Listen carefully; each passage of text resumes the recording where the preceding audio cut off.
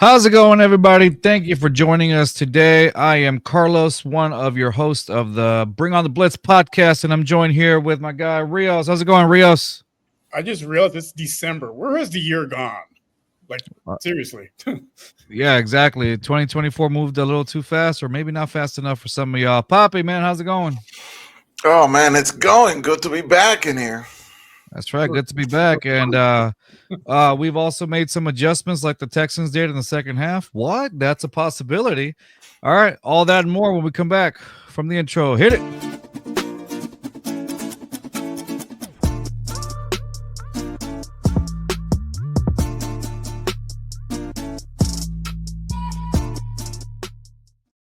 By the way, the adjustment was to play the intro. I forgot to play it last week.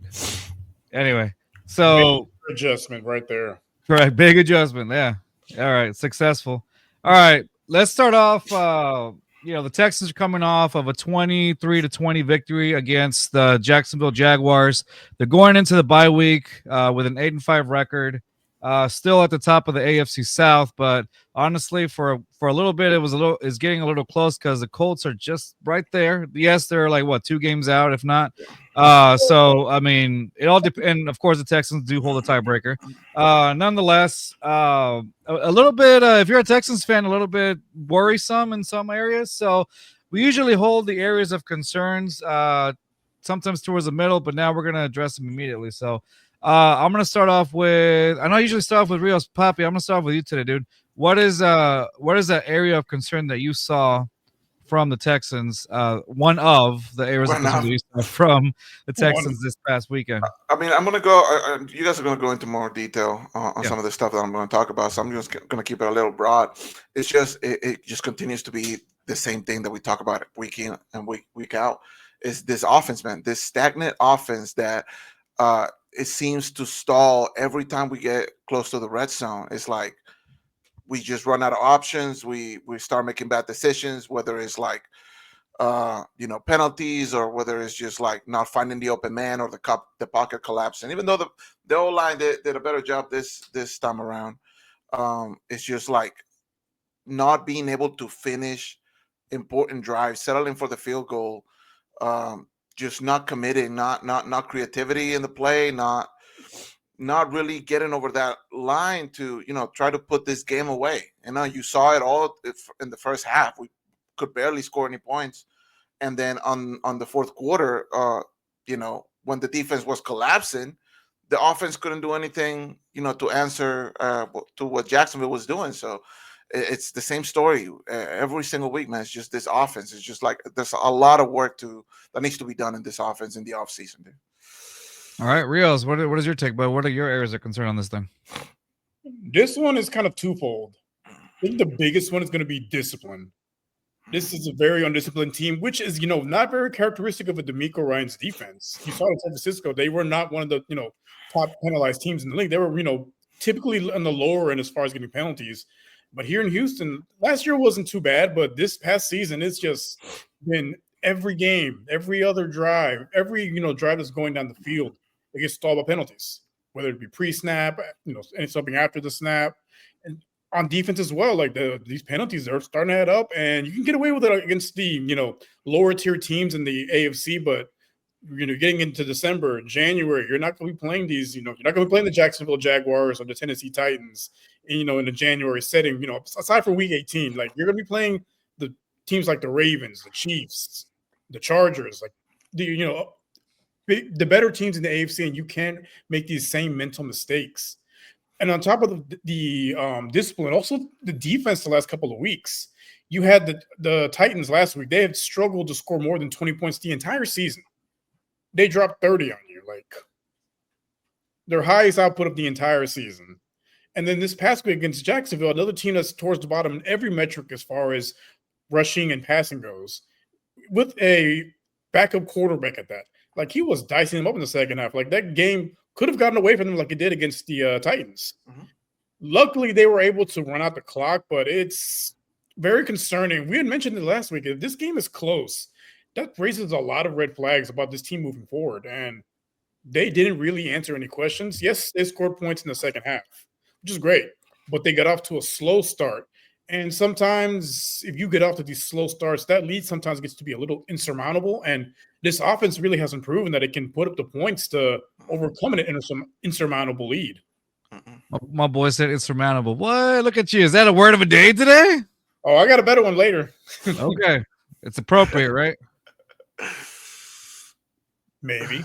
Yeah, maybe. Depends on the situation. All right. I want to say my areas of concern for me. I still think that what has concerned me, and again, this is because of the entire season and how the offensive line has performed. I think C.J. Stroud's internal clock has been rocked. Honestly, we're looking at C.J. Stroud. There were some throws that he could have made, and honestly, one of my flowers that I'm going to give out later is to the Texans offensive line. They gave C.J. Stroud some time to throw in the pocket. Now the area of concern is there were some throws that felt a little inaccurate, and that's where. And then CJ is absolutely the opposite of that. He's one of the most accurate guys out there coming into the season, and then because of the type of season that the Texans have had, they've with the offensive line being the way that they have been throughout the entire season, like it's taken a toll on CJ's internal clock. And some of the throws that you would normally see CJ make can be have been either underthrows or overthrows, or whatever you want to call it. And they've been a little like, oh, come on, CJ makes that 9 out of 10 times. And now this season has been like, a little questionable. The one that I can always remember is that Tank Dell throw against the Lions game where it could have really changed the momentum of the game, and it really didn't, because there was nobody really near him, and that was just the poorly thrown ball that got intercepted that shouldn't have been. And of course, the areas of miscommunication, there was still some miscommunication areas in the game against Jacksonville, and that to me is an area of concern as well, along with some of the defensive. Now, sorry, I don't want to keep going into more, but yeah, that has really kind of given me a concern. C.J. Stroud walked away with 1 touchdown. He was 22 of 34 for 242 yards. But if you look over on the other side, Mac Jones, he was 20 of 32, 235, threw for 235 yards, 2 touchdowns, and 105.6 rating, as opposed to CJ's 95.5 rating. Like, they were neck and neck. When did you ever think Mac Jones and CJ Stroud were going to be neck and neck? I thought my Jones had a better game overall. As soon as he came in, it felt like the Jacksonville offense completely changed, and the Texans defense was struggling to keep up in a sense. I think the Texans honestly, the Jaguars had an advantage with Mac Jones as opposed to with Trevor Lawrence. Don't y'all think? And I think we've seen that over the years. If you watch this team, from their inception, they've struggled historically against backup quarterbacks. We've seen quarterbacks get injured at the beginning of games, and the backup comes in and wins the game for them. Exactly. I think this is probably one of the very few times they've actually come away with a win against a backup quarterback that, where the injury took place during the game. Yeah. I will say this, though. I know that I mentioned about C.J. Stroud. I can't just give out the negative without giving the positive, though. There was a little some of that C.J. Stroud magic that you saw last season when he hit open receivers. I mean, there was one play where he had Nico Collins. He was wide open, as wide as my forehead over here, touching my hair. You see that? And of course, the touchdown to Dalton Schultz as well. That was a big advantage. Those were some moments where, and then I think there was a specific play where CJ was under pressure, as he's been throughout the entire season, but he just a quick little flick to I can't remember to who, but was not Schultz? Was it Schultz? I can't remember who it was off the top of my head, but man, it was a play that went for got some good yardage. I think it was Mixon, if I'm not mistaken. Oh, and actually, I think it was Mixon. And it was in a crucial down, so I was like, wow, it was some CJ magic that you hadn't seen in a while, and so I thought that was good to see on this particular game. Yeah, it was good to see them utilize Joe Mixon in the passing game a little bit. I've been clamoring for that since week 1, because that's what the role was with the Bengals. He wasn't just a 3-down back; like he could make catches out of the backfield or line up wide. They just haven't really utilized. I don't believe they've utilized him well enough which is crazy to say considering the numbers put up so He's- far. he has been carrying. He has been carrying definitely. And moving into the positives, man. It's such a good thing to have Nico back. Like you can tell, it's night and day when he's healthy, when he's on it. Him and CJ still got that connection. They do. He got 120 yards, if I'm not mistaken. I don't have the stats with me, but it was It was like 119 yards, I believe. He had 8 receptions for 119, so you're pretty close. Yeah, and then Joe Mixon ran for over 100. That's the type of offense where when it clicks, and the Texans can score points against anybody. But I don't understand. I continue to understand. Like Schultz had a good game. Tank Dell still absent. He just basically doing cardio out there. Like he was at 0 yards for all the way up until I think until the fourth quarter. I think he had one reception in the whole game. Yeah. Yeah. Well, I mean, he did. CJ did miss him on that 70-yarder. He did. I mean, that would have changed the whole aspect of the game. And that might be down to CJ, right? Like Carlos said, like maybe his inner clock has been rocked. He is panicking maybe more than he should. And who could blame him with the way he's being attacked this season? Even yesterday, the Texans allowed 2 sacks on him. I don't know what the sack count was. It 1 or 2? I'm pretty sure it's 2. 2. Was it 2? Yeah, I'm pretty sure it's 2 sacks. That was 1. It was a pretty low pressure. The pressure was only 29%, which is basically they cut it in half. He had time in the pocket. He was just a little inaccurate in a couple throws like that one. Yeah, and I think that's down to him. Like maybe the trust isn't fully there yet. Like yes, the O-line had a decent game compared to what it was, but I mean you can never with the season, the way the season has been progressing. If you're CJ or any quarterback dealing with that type of production for your O-line, you're not thinking about, okay, I'm a stay in the pocket, I'm gonna read this defense. No, you're trying to get the ball out as soon as you can, right? Yeah.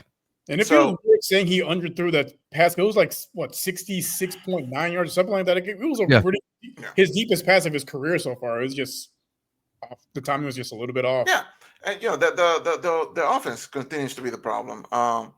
But honestly, the biggest disappointment for me, given with everything else that's happening, the biggest disappointment to me was the defense falling apart in the fourth quarter. Yeah. How do you allow 14 unanswered points from Jacksonville? Like if they would have gone just a little lucky, they easily could have won this game. Yeah, the game seemed pretty out of reach, just considering how that offense was operating, and then they put together 2 quick scoring drives, and you're like, it's a 3-point game at this point. If Joe Mixon doesn't pick up those first downs, running the ball and runs the clock out, we're looking at another ending like it was in tennis against the Titans. And those are the type of drives that this offense used to be able to do. You go back to last season, the game against Cincinnati or the games against Atlanta, those close scoring games where it was very much back and forth. Like, oh, we're behind a possession. CJ was gonna, make it happen, with the weapons he had. This year is less so of that. Right now, if we're the team going into the fourth quarter down, I don't believe that this team can, you were talking about cutting an insurmountable lead. I don't think even a 3-point lead is what would be too much for this offense sometimes. Well, I think it's crazy that you mentioned that. So in 4 of their losses, they actually had the lead in 4 of those losses going to the fourth quarter. Look at that. So what is so I think it's a mixture of the offense not responding at the appropriate times and the defense is faltering towards the end. So at that point, are we just looking at the whole coaching staff? Be like, and nobody's in the same page right now. Like, what's going on? Yeah, that's why I mentioned my area concern is the discipline, because the penalties are coming on both sides of the ball, but you also see the mental errors from both sides of the ball. Yesterday, for example, on one of those Jacksonville drives, the wide receiver, I forget his name, he had about 10 yards of space in the red zone. Yeah. 10 yards of space. Kamari Lassiter was way towards the back of the end zone. Like, you can't give someone that much real estate in the red zone. Is it Brian Thomas? I think they had it. No. He wasn't the one that caught the ball. It was their number 4 receiver who's basically got elevated for all the injuries. Yeah.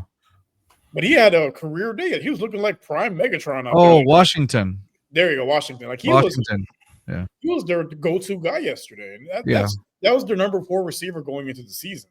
That's right. He was I think he had 103 yards and a touchdown. Yep. But it seemed like he was open almost every play. But on that particular play, he was being guarded by Lassiter. And I think former Texan Steven Nelson called it out on Twitter too.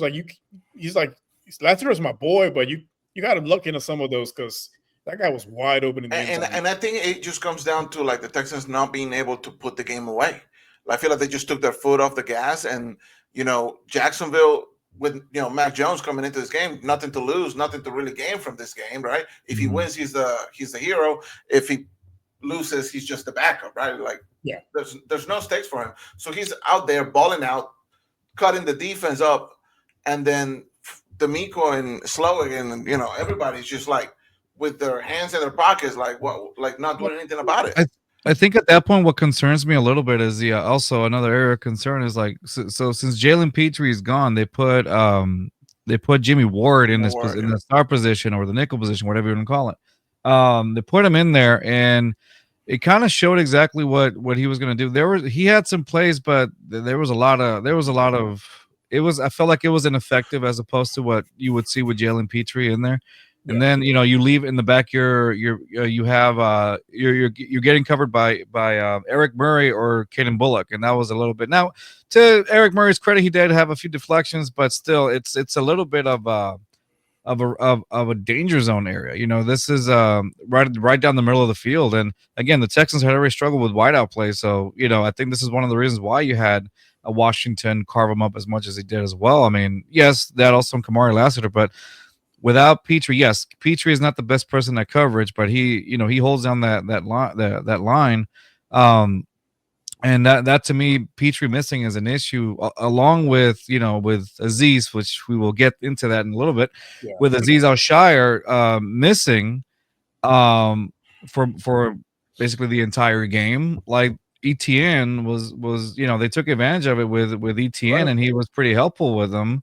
ETN, I mean, yes, it was only like 46 yards that he ran, but I mean, you also had Bigsby behind him at 28 yards and as well. So I mean, they kind of pounded the Texans defense in the run for a little while as well. Yeah, they were getting the big downs, the big first downs. So and that continued their momentum, right? And that was the biggest thing. Like the Texans couldn't stop Jacksonville's momentum. They kept getting the first downs, something that the Texans struggled with, like in the first half. Like we put up 2 Kaimi field goals, right? It's the chunk plays that they give up on defense too, though. It's those big chunk plays that they gave up. I mean, 4th and 8th was one of them, right? And then they is that the one that I think that's the one that we were talking about, 4th and 8th, and then I think Kamari had a penalty or something like that on 4th and 8th, and something happened along the lines. I can't remember. Who had the false start on defense? There was somebody who had a false start. MJ Stewart. Yeah, MJ Stewart. and then converted. And then they converted from what was it, like 20-something yards or something like that? Correct. Yes, that's what it was. And so those are the little things. Them giving up chunk plays like that has also been, it kept Jacksonville that close as well. Yeah, I mean, for the most part of the game, like they only had 6 points going into the during the third quarter, and then it just fell apart. It's the lack of I don't know if they were just tired, definitely a lack of discipline, but maybe, them going, basically 14 straight weeks of playing, maybe that's taking a toll on them. And maybe this time off is going to be what the doctor ordered for this team. Honestly, it honestly couldn't come in a better time because the way the defense was very shut down for 3 quarters and then completely collapsed at the end. Yeah. They need to do something about it. It was disappointing to see there was 0 sacks. Like there was almost no pressure at all. Like no pressure at all. Yeah, no pressure at all. And Jacksonville doesn't have one of the best lines in the league. They have, by all the metrics, a bottom 10 offensive line in the league, and they held up really well against Houston. They had a good game plan, and they basically negated the abilities of Hunter and Will Anderson. Like they would get close, but it didn't really affect anything. And I wouldn't even call those pressures. By the time they got to the quarterback, the ball was already gone. Yeah. Yeah. All right. With that being said, after spending almost 20 minutes talking about the negatives, let's head into honestly what another negative in a way. But since we're done with the negatives, let's go on to some more negativity. No. There's 2 more for you. Yeah. Well, this is a story that everybody it was shared through social media. like a wildfire. It spread like crazy immediately after it happened. It's still going on, honestly. And it's still going on, and everybody seems to have their own personal take towards how they feel against it. So let me set this up before we give our thoughts on this whole situation. Trevor Lawrence was running with the ball, and then he gets hit by Azeez Al-Shaair. Yeah, he slides, right? He slides first. And he slides. Yes, Trevor Lawrence slides and then gets hit by Azeez Al-Shaair. Now,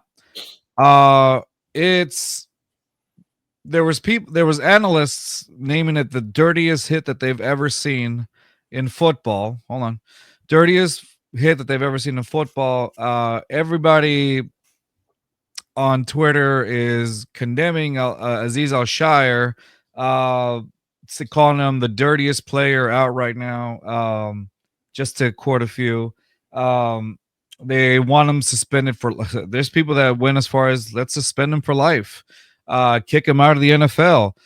The weirdest one that I heard was his affiliation, his political affiliations, based on the cleats that he was wearing. That was a reason why he did what he did. I'm like, well, however you feel about your political affiliation, I don't think it's determined what that hit was. Football is football at the end of the day. So let me give you a quote about what DeMeco Ryans said and regarding in today's presser, actually, regarding the situation with Azeez Al-Shaair, which is something that's going to be talked about, of course, relentlessly. Says DeMeco, and I quote, when he was asked on the current situation with linebacker Azeez Al-Shaair, DeMeco said, with the entire Azeez situation, we stand behind Azeez and everything that came from that. Of course, he unfortunately hit the quarterback, but it's a twofold, right? I mean, a lot of the quarterbacks in this day and age, they try to take advantage of the rule where they slide late and they try to get an extra yard. And now you're a defender. A lot of onus is on the defender, whether it's on the sideline or whether it's on the quarterback. You don't know what the guy is thinking. You don't know if the guy is standing up or when he's continuing to run. You don't know when you get a late slide and you hit the guy. Unfortunately, Trevor got hurt. Hope Trevor is okay, but it's also, if we're sliding, we have to get down. If you're getting out of bounds, we get out of bounds, and the rule is to protect the quarterbacks, and we want the quarterbacks to be safe in the league. So we just have to be safe. If we're sliding, make sure that we keeping our heads down. And the entire thing is Azeez. He hits the guy, but their sideline overreacts and it turns into a melee. It wasn't our guys. It's their team overreacted, pushed our guy, dragging our guy to the sideline. So that's uncalled for on that side. We have to be better on the sidelines as well with both teams. Okay, I want to get your thoughts on that, on DeMeco standing up for his guy. I honestly, I'll share mine first. This way you guys can go. I'm okay with DeMeco standing up for his guy. I think DeMeco brings up some valid points. I know that it seems as Azeez is a dirty player, and of course, in social media, it's going to bring up the time he punched one of the Bears players, and the time he was choking out Brady. Azeez doesn't strike as a guy that's automatically going like that. I mean, for analysts to go out and say, yes, professional analysts saying this is the worst hit that they've ever seen. I mean, have you not lived in a stage where Bonte Burfict was a thing? Have you not lived where I saw Matt Schaub get clobbered by Mays in the pocket against the Broncos? He lost a piece of his ear. But that wasn't a dirty hit. You weren't condemning that? 15 years ago, these hits were legal. What are you talking right about? it doesn't make them right. That's the thing. I don't want to send that message across. It doesn't make them right. Right. But correct. and that's why it's gone. But to go out and say that it's the worst hit you've ever seen covering the league. You just started watching football this year, then. Yeah, that's a bit of a reach, in my opinion. Prisoners of the moment, basically. Like, yes, in all essence, I mean, you could argue both sides. Of course, it's going to go against Azeez because he should have backed a little bit. But at the end of the day, I mean, DeMeco brings up a point. When do you know when to go? I mean, It's the argument of he was sliding already, right? He was sliding, and it was a late hit. But I mean, you've seen Patrick Mahomes pretend to slide every once in a while, and what does he do? He goes, gets an extra 1-2 yards. Yeah. Like, I understand that aspect of it. I don't think Azeez was doing it intentionally. It looks that way, yes, but yes, is he leading with his forearm? But if he's not leading towards the guy's head, he's leaning towards either the chest area and maybe even perhaps the shoulder. But I don't think now, obviously, the way that it hit and his head bounced off the turf, yes, it looks like that. Look, Trevor Lawrence was fine. He tweeted that day that he was fine. Like, I'm glad Trevor Lawrence is fine in the safety and all the safety of football. Yes, I'm glad he's fine. But to go out and say, I think that's one of my that was one of my biggest to say this is the worst hit I've ever seen in my entire NFL career. I think Bill Simmons was one of those guys that said it too. Like, I don't know. There's been the Cowboys of the '90s were a very, very late hitting team. Like I remember watching them as a kid. Like there was a lot of dirty plays during their era too. So like it's kind of ironic coming from that was on those Cowboys teams. Like, come on, and again, it's not an excuse for it. I'm not trying to say that. Well, of course, the league has gotten better at this. I understand that they have to. Yes, there's going to be probably a fine. There's probably going to be a suspension for Azeez coming on. One of the things that you bring up, Kareem Jackson had something similar to it. He was suspended for 4 games. Appealed it, got 2 games. Kiko Alonso, when he had that late hit on Joe Flacco back in 2017. He didn't get suspended for that one, mind you, but he did get the fine. So it's one of those. I think obviously now because they are taking the league is taking it more seriously, and rightfully so. There is probably going to be a suspension headed for Azeez Al-Shaair, but I think what D'Amico also mentioned about an overreaction, I understand that part too. Like, I understand there's 2 sides to every story. You just, and I think that's what D'Amico means by it. Like, there is an overreaction by the media, of course, again, to that, like, being the dirtiest hit you've ever seen. Doubtful. There's been more. Again, I saw Matt Schaub get plastered by Mays in the pocket and lose a piece of his ear. By Joe Mays. Exists. Like, come on, guys. Yeah. We've seen this man kick people in the testicles. Like, Ndamukong Suh. Right. Correct me if I'm wrong, but when I saw the hit, it was obviously a late hit. Right. It was a late hit. It didn't seem too bad when it first happened. I thought it was just a late hit. We've seen guys get completely rocked before. Right. It wasn't until I saw the replay that I seen the head bounce, and I'm like, okay, maybe he needs to be taken out of the game type of thing. Hope it's fine, because you never want to, with the whole Tua situation the last season and a half. Right. You want to take that as seriously as possible. But like you said, man, the overreaction in the media and the Twitterverse, everything, it's just like, let's all relax. The most important thing is that the dude is fine. He's fine. That's the most important thing. The second thing is, like, football is a contact sport, and it's not like every play takes 20 seconds to develop. A lot of decisions are made in a fraction of a second, right? Hits will happen. Things are going to happen. People get injured in this game all the time. Always. Okay? Yeah. And it is just the nature of the game itself. We are trying to make it more safe, right? The quarterbacks obviously are the faces of the franchise. They're obviously the money makers. We get it. We're not hiding that fact at all. So obviously they need to be protected. Yeah. But when the quarterback has the ball in his hands and he's running for a first down, they know and they understand that they are now putting themselves at risk. Yeah. You see some of the quarterbacks that have, had long careers, right? Maybe they weren't elite, right? But they were good enough to stay in the league and have long careers. It's because those are quarterbacks that are not putting themselves at risk, right? But even when they did, they were smart.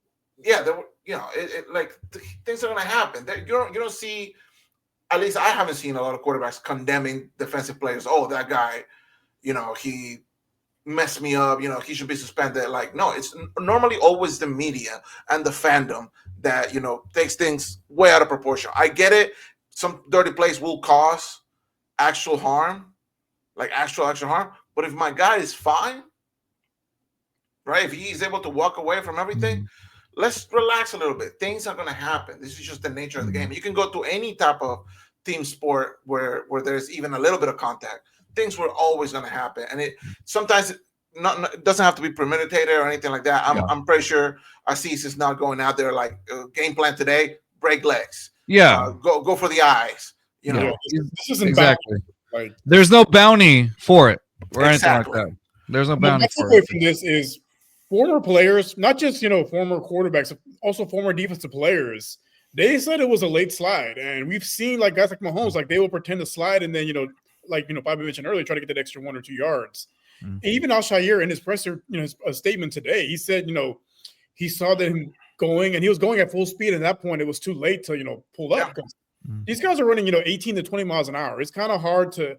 It's not a video game where you can just stop, do a full stop running that fast. Like it's. Even in Madden, my guy just keeps running. So can I? I'm gonna read the statement that Al-Shaair sent out today, just to have what he said. So he sent it out today about 7. Well, I mean, it was one of the it was one of the Apple notes or whatever, but he did it out there. I get it because it's a long one. So this is what Azeez Al-Shaair had to say. He says, "I've always played the game as hard as I could, never with the intent to harm anyone, and anybody that knows me knows that. My goal is to hit you as hard as I can, and then I pray that you're still able to get up and play the next play. And when the game is over, go home to your family unharmed, because it's not personal, it's just competition.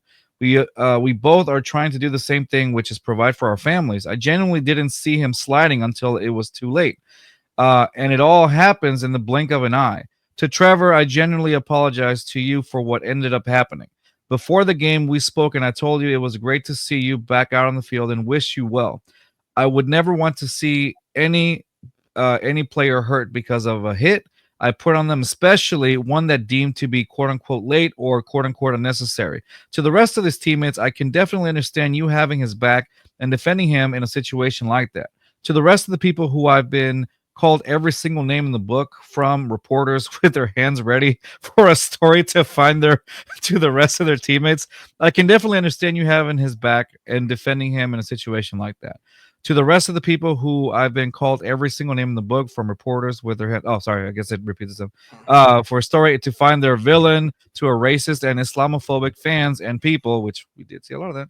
You don't know my heart nor my character, which I don't need to prove to any of you. God knows my intentions, and anyone who has ever been a teammate or friend of mine knows my heart."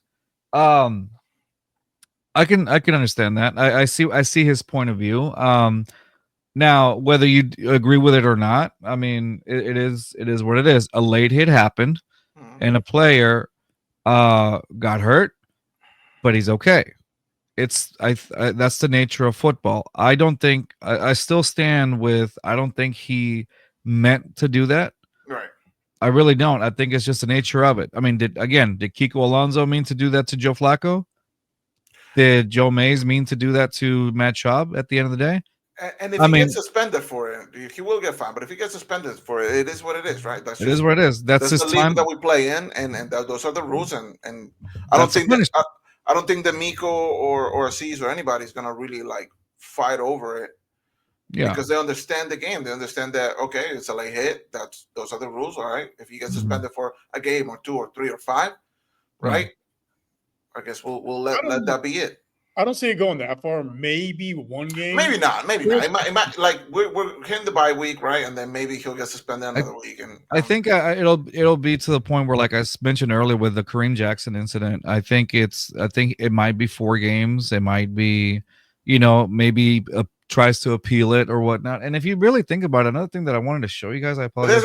Maybe if Trevor, was actually injured, then maybe I could see them do the 4 games, 5 games, but it might just be a couple of games. Well, with Al-Shaair, he has never been suspended before, and I think with Kareem, I think he got 4 games. I'm not saying because he had a previous suspension for the same. That could be true as well. It's like a first-time offense type of thing. So, Rios, you know how you talked about former players, right? Yeah. Just for a little earlier ago.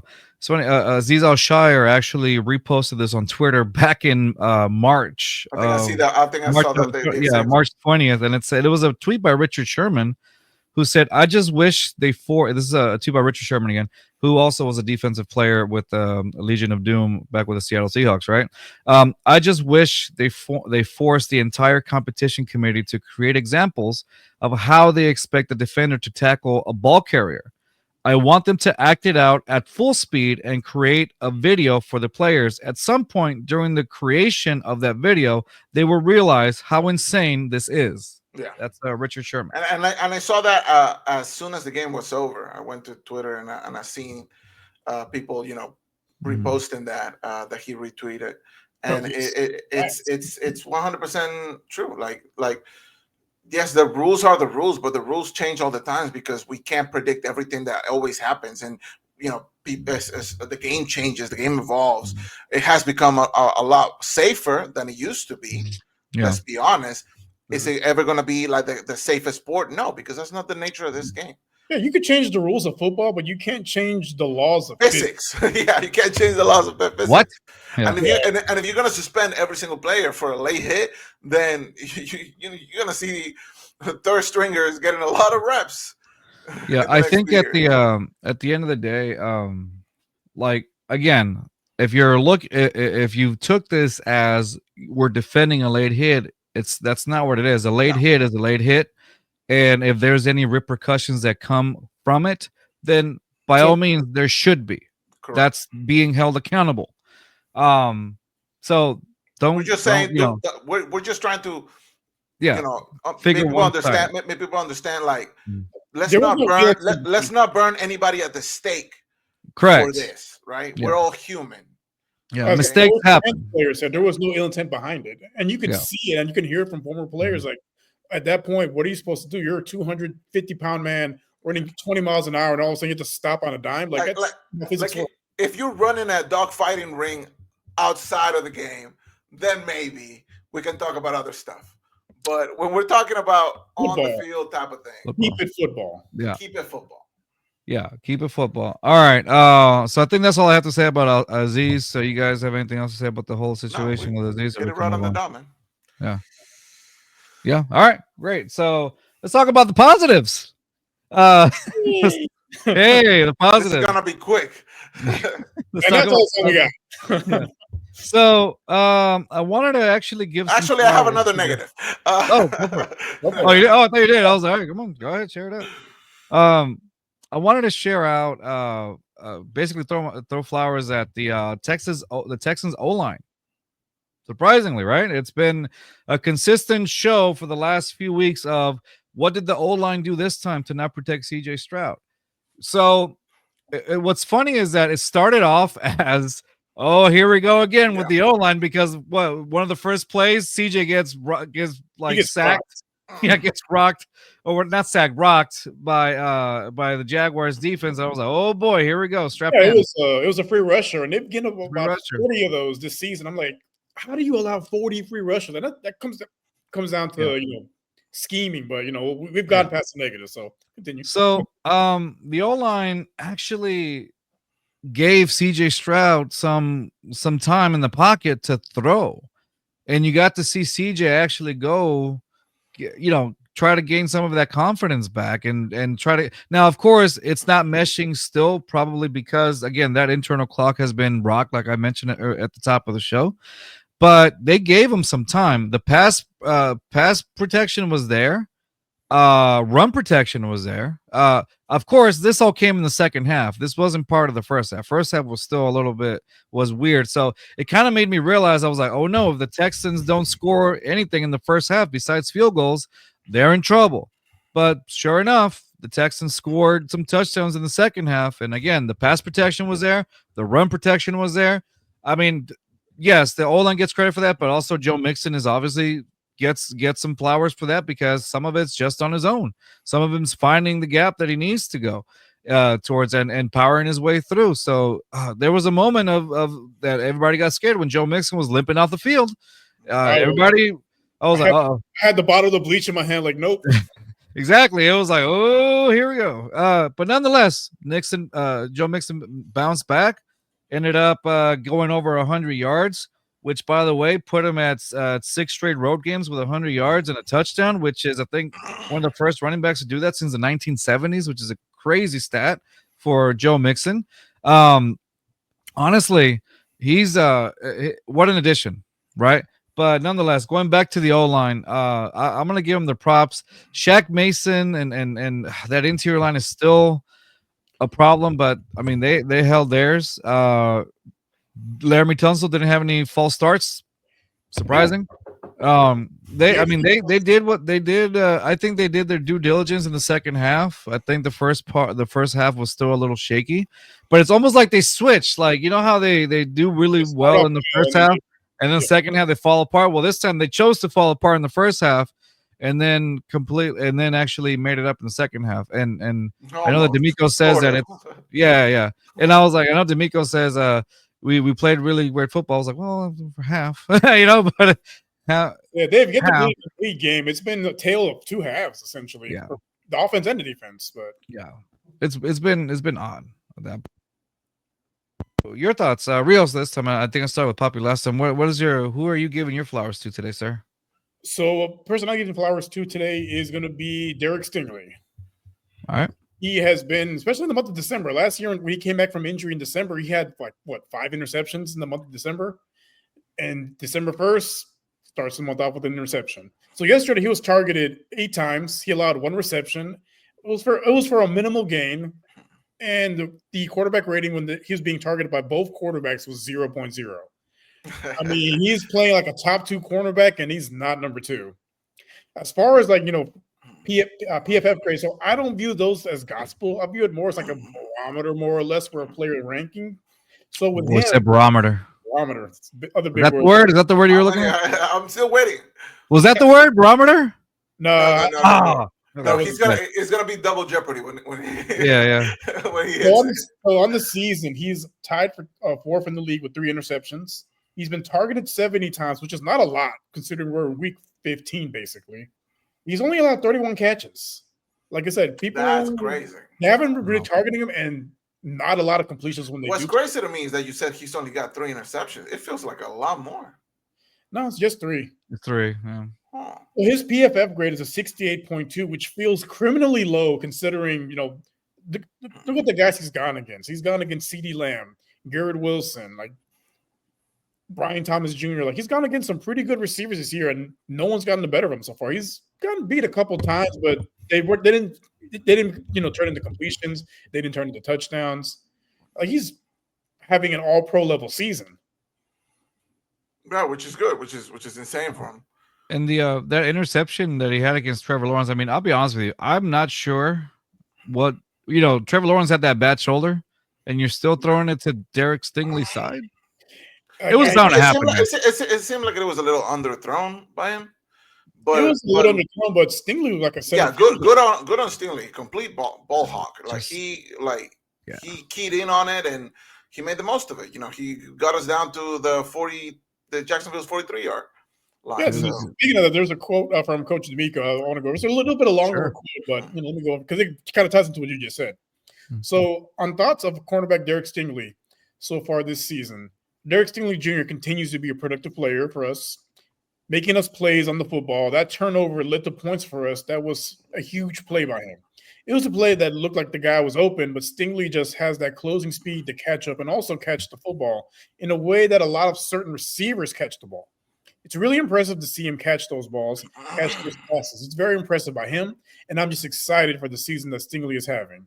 He's doing an outstanding job all year, not just in the passing game, but in the tackling, improving setting edges, and the run game and the screen game. He's becoming a complete player, end quote. Like I said, he's having an all-pro level season. Yes. Something with Stingley in December, dude, like you said. It's crazy. He's had a solid season thus far, though. So it's not like, And the biggest thing with him is he's been healthy all season. Exactly, because we've been talking about it, coming to a year, like if he stays healthy, he's going to be good. And so far, he's been delivering in that. He's lived up to the hype. I think he's going to put to bed the comparisons between him and Ahmad Gardner. He lost his nickname Sauce. He's Ahmed Gardner. Yeah. Let's so yeah. Let me tell you about my flowers. Please. The reason why this team can be so fun at times is that CJ and Nico Collins connection, man. Yeah. There's almost nothing like it in this league. But for this Texans team, when they're clicking, man, it's so fun to watch. It's so good to have Nico back healthy. We knew it was gonna probably take him a few snaps, a couple of games to get back into the swing of things, but he's already put in like great numbers. I don't know where he ranks on Number yards. 8. Is it number 8 now? Yeah, he's number 8. And he missed how many games? 5 games. He missed 5 games. So he's at 10. He's played 10 games. Is that correct? Yeah. He played 9 No, games. 9 games. 9 games. I apologize. Yeah, 9 games. Yeah, we're 832 yards. Yeah, If he- 832 yards. If he would have played 3 of those games that he missed, he's he's definitely number 1. Yeah. As lackluster as this offense can be, and we know how lackluster it has been, Nico's still that big play guy. Whether Schultz is having a good game or Diggs when he was healthy having a good game, or even Tank Dell, the one-off like catches for long receptions. When CJ and Nico are playing well, that's what I live to see, man. Mm-hmm. That's what I live to see as a Texans fan. So. And the difficulty of the degree of the catches that he makes, like it's single coverage, double coverage, it doesn't matter. It makes them look easy. Like there's just one throw on the slant or over the top, like he will make the play for you. Like there was this one throw where like it looked like the ball's going out of bounds, and he just snatches it and then first down. Like that ball looked like it was. Like, I honestly thought CJ was throwing the ball out of bounds, but no. Yeah, like he didn't get a touchdown. He didn't get a touchdown that day, but 120 yards, on only 8 catches, like that. He was the big insane. Guy. Yeah, and he's been the guy. He is the guy that we've been missing. And I hope he can stay healthy for the rest of the year, because if the Texans are looking to make any type of noise during the playoffs, you definitely need Nico are gonna be key into that. Yes, I mean the game plan is get the ball to 12. That should be the game plan. Every drive, get the ball to 12. And if not, let Mixon cook. That's it. So I wanted to head over to the last part of our show here. So the Texans go in again 8-5 with an 8-5 record into the bye week, so they don't play this upcoming weekend. But after that, they face off against the Miami Dolphins on December 15th at NRG, the home game, obviously. So, at which point I want to ask, are the Texans? Are the Texans ready to make some noise after the Dolphins, either during the Dolphins game and then after the Dolphins game? Because after the Dolphins, you got.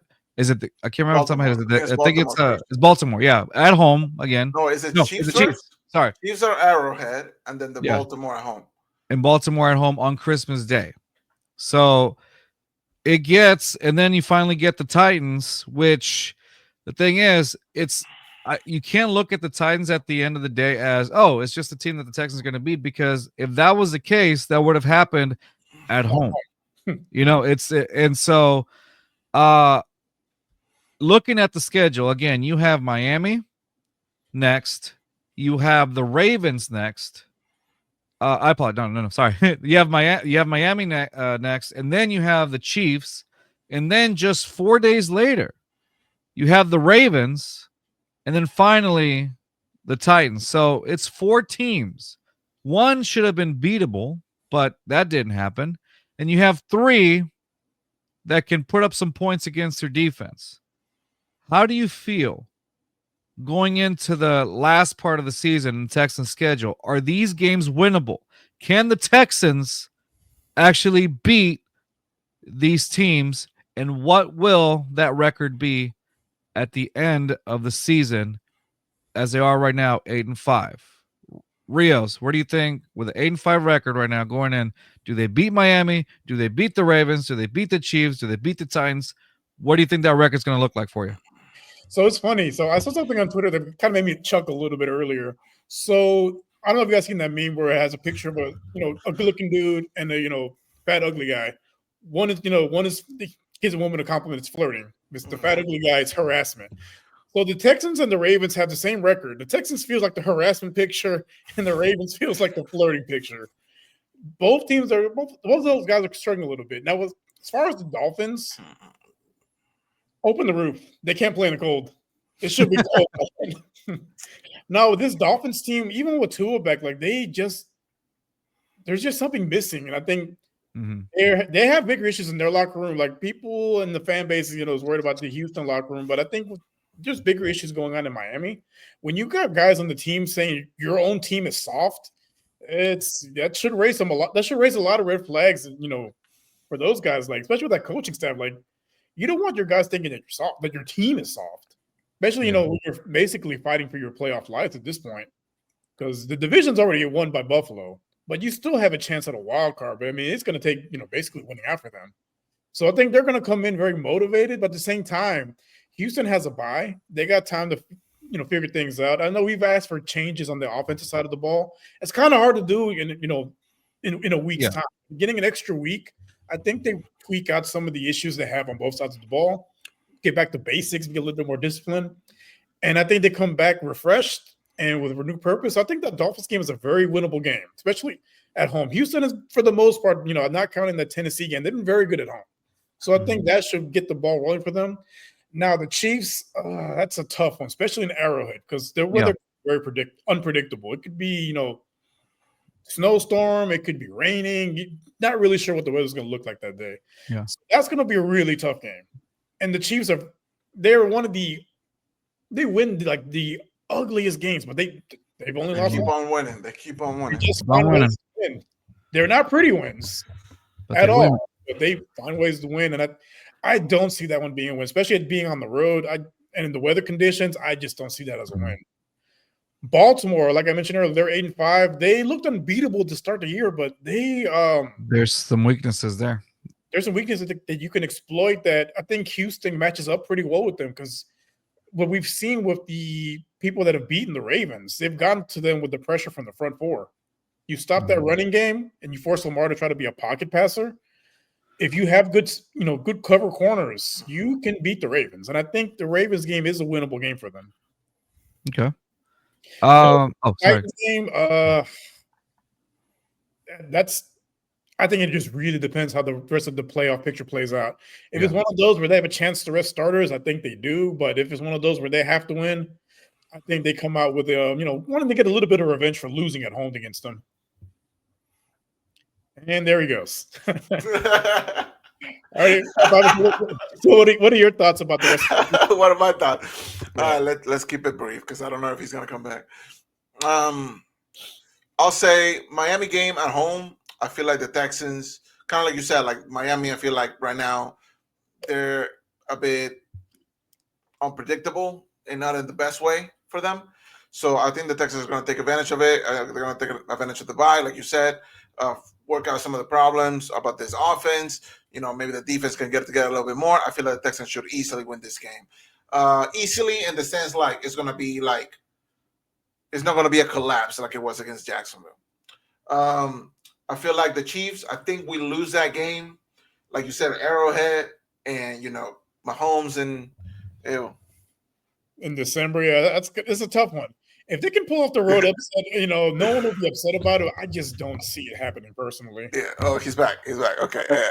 And we return. We return to our regular schedule. Oh man, my head looks horrible. Sorry. So can y'all hear me? My computer turned off somehow. So now I'm using my iPhone. All right. You switch me. There you go.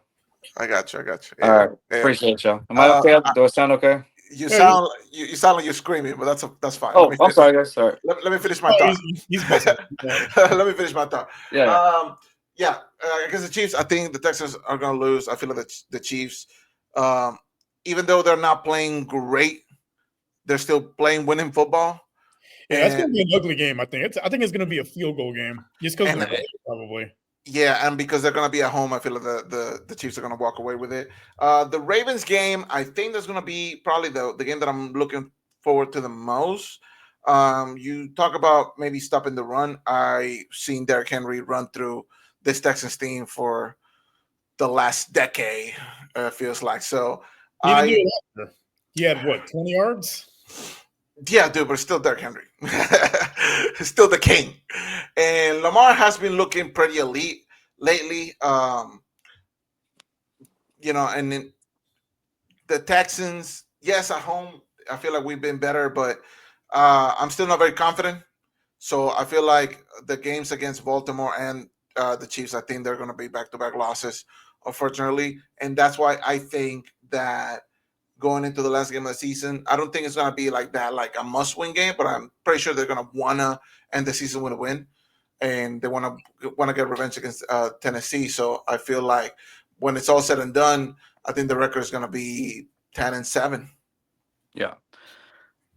I'm going to say I think the Dolphins game is a winnable game. Rios brought up a good point saying that they're basically losing the locker room. Mike McDaniels is basically losing the locker room.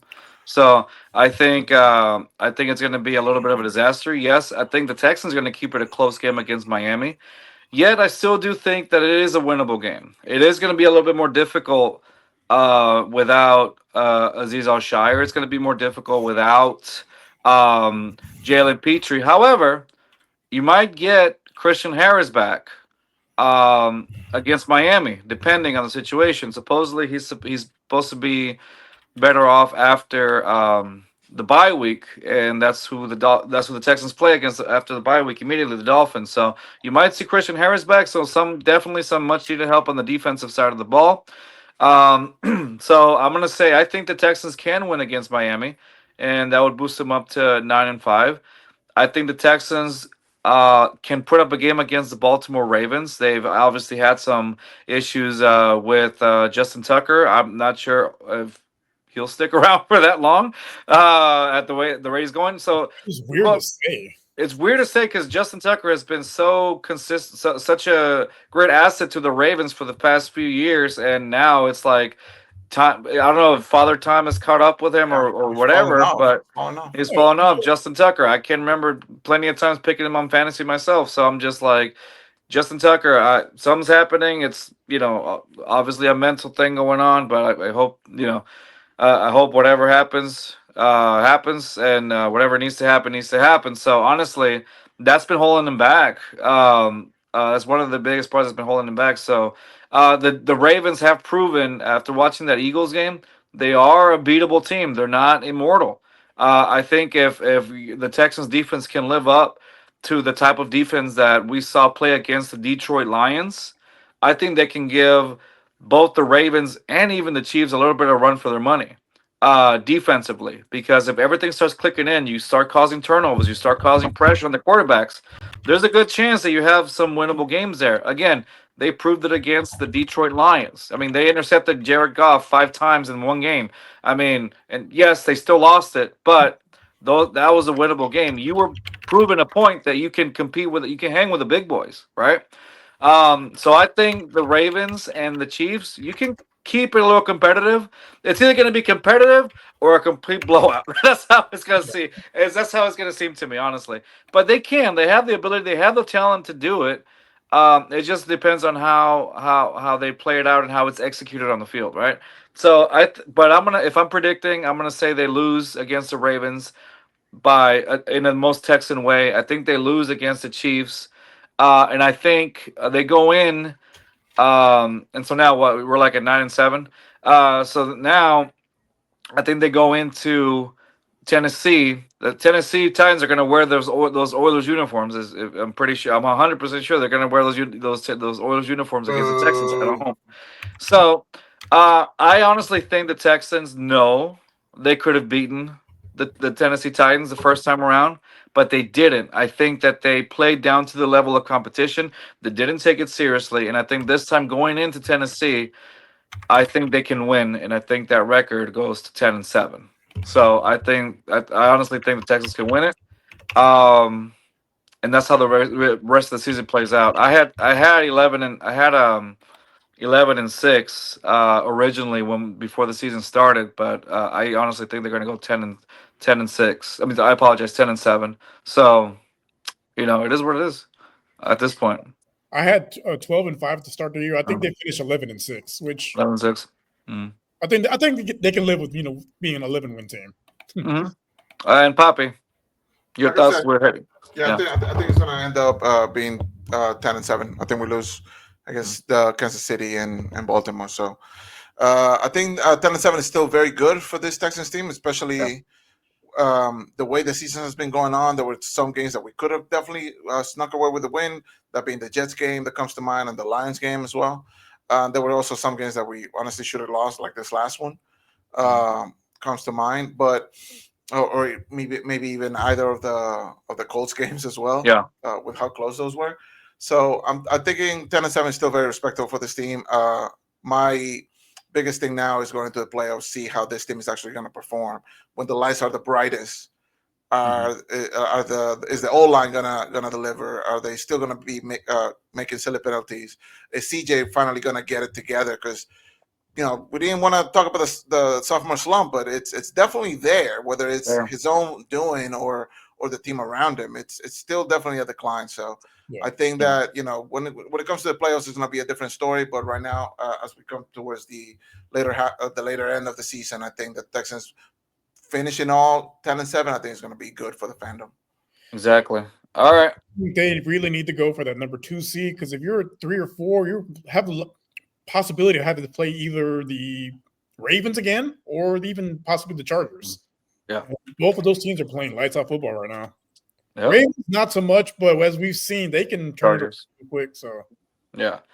All right, guys. So that's going to be it for us this week. We will come back next week and actually talk about some games that happened during the Texans bye week and see. And then I think we might actually come up with a little segment called "Would You Rather." So who would you rather have in certain situations? So that would be a fun game to play next week. So as you see at the bottom there, subscribe to our YouTube channel at BBlitzPod right there. Also follow us on do it.